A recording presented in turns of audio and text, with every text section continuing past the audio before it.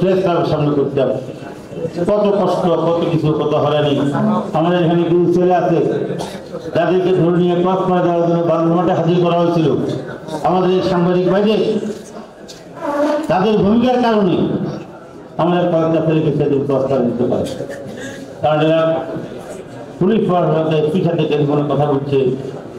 তারপর মনে করি যে কথা বলার পর তখন তাদের জানানো হলো যে সাংবাদিকরা জেনে গেছে, এখন যদি ক্রস পায় দিই তাহলে তো বিরাট আলোচনা হবে নাকি। এই যে ক্রস পায়, এই যে আইনবিরোধী কাজে, এই যে আমাদের মতামতের স্বাধীনতার হস্তক্ষেপ করে যারা আমাদের উপর এই যে এই যে আপনার কি করে আমাদের সেই ব্যাধিভাবে হত্যা করেছে, তারপর আমাদের অনেকের ফোন করে দিয়েছে, এখানে একজন বলছে তাদের বিচারের কথা আমাদের এখানে। হ্যাঁ, যদি আইনের সাথে প্রতিষ্ঠিত করতে হয়, গত রিজিমে যারা এই ধরনের কর্মকাণ্ড করছে অবশ্যই তাদেরকে বিচার আনতে হবে এবং ন্যায্য বিচার করে তাদেরকে শাস্তিগ্রস্ত করতে হবে। এই জন্য অনেকে বলেন এই যে আমাদের শেখ হাসিনা দেশ থেকে চলে গেছে, অনেকে বলেন দেশে ফিরে আসবে। এই জন্য আমি বলি হ্যাঁ, দেশে ফিরে আসবে, তবে রাজনৈতিক নেতা হিসেবে নয়, দেশে ফিরে আসবে খুনের আসামি হিসাবে। আমরা হয়তো তাকে দেশে ফিরে আসতে হবে, কারণ তার খুনের বিচার করা হবে। কারণ সমস্ত সকল দেশকে করছে নাকি, করছে না সব অতএব কারণে আইনের শাসনের এই ব্যাপারে আবার আইনের শাসনে আপনি আবার আন্দোলনের আপনি যখন স্বাধীনতা ভোগ করবেন আপনার চিন্তা করতে আন্দোলনের স্বাধীনতা লঙ্ঘন নাকি। উনি একটা ফর্মে আসতেছে, এই জন্য সে আসা পর্যন্ত আমাকে একটু কথা বলবে, আমরা শুনতে হবে। এখন আমাদের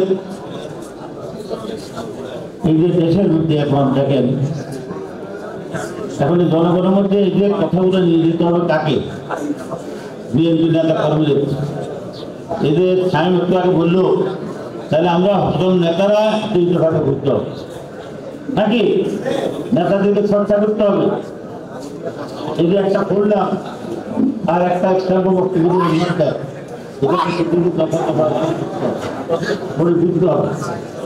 নেতারা দিয়ে একটা মিটিংয়ে যা, যেমন সেখানে আমরা একটা সবাইকে একটা মিটিং করছি। আজকে আমাদের আরো ভালো আমি কোন কোন পয়েন্টটা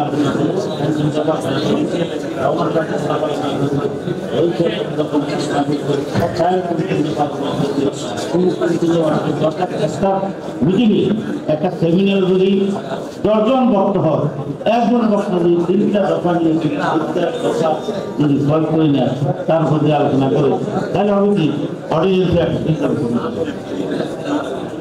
তুমি একজনকে একত্রিত নিয়ে একেবারে পুরো আলোচনা করা যে আমাদের একটা প্রবণতা আছে, এই প্রবণতা থেকে বেরিয়ে আসে। যেমন আমাদের দলের এখন শ্রমিক দলের একটা প্রভাব, এখন দেখা যায় শ্রমিক নেতার দায়িত্ব হলো শ্রমিক মানুষের পক্ষে দেখা যায় যে না সেই জাতীয় রাজনীতির কথা। ছাত্র দলের নেতাদের দায়িত্ব ছাত্রের সমস্যাকে ফার্স্ট প্রায়োরিটি করা যায়, এটাকে কিভাবে করা যায়, ছাত্রদের আলোচনা করা যায়। যেমন আজকে আমরা দেখছি 28 লক্ষ কোটি টাকা বাংলাদেশের কথা হয়ে গেছে, কিন্তু আমাদের দেশের ছাত্ররা আজকে টাকা হবে শিক্ষাময় লেখাপড়া করতে পারে না। লেখাপড়া শুরু করে চাকরি ব্যবহার করে করতে পারে, কারণ তার বাবার টাকা দিতে পারছে না, তার পক্ষে তাহলে আমরা কি ভাবতাম না যে ছাত্রদের জন্য একটা ইন্স্যুরেন্সের ব্যবস্থা করছে, যদি সে পড়ালেখা করবে ব্যাংক তাকে তাকে ইন্স্যুরেন্স দিবে, সে যখন পড়ালেখা শেষ করে জব পাবে তার বেতন থেকে আস্তে আস্তে ইন্স্যুরেন্সের টাকা তার ব্যাংকের টাকা টাকা হবে, অবশ্যই পারতাম।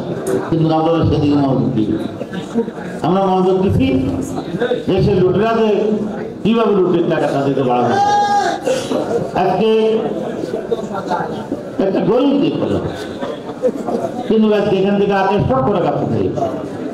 এই টাকা কি আমেরিকার ফসল হয়েছে? এই টাকা বিভিন্ন প্রজেক্টের নামে ফসল হয়েছে, এই টাকা লোনের নামে ফসল হয়েছে, এই টাকা উন্নয়নমূলক কাজের নামে ফসল হয়েছে। এই জন্য তৎকালীন সরকার একবারে ঘোড়া ফাটিয়ে বলতে উন্নয়ন উন্নয়ন উন্নয়ন। আজকে আমরা কি দেখি?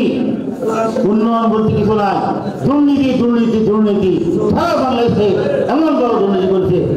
দেশটাকে পুরোপুরি ধ্বংস করে দিয়েছে। সেই ধ্বংস চালিয়ে আছে দেশটাকে করতে হবে। যদি করতে হয় আমাদেরকে রাজনীতি নিজেদেরকে চেয়ে নিতে হবে।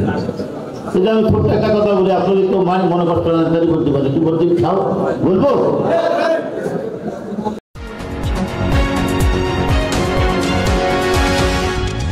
এনকে টেলিভিশন, নোয়াখালীর কথা বলে।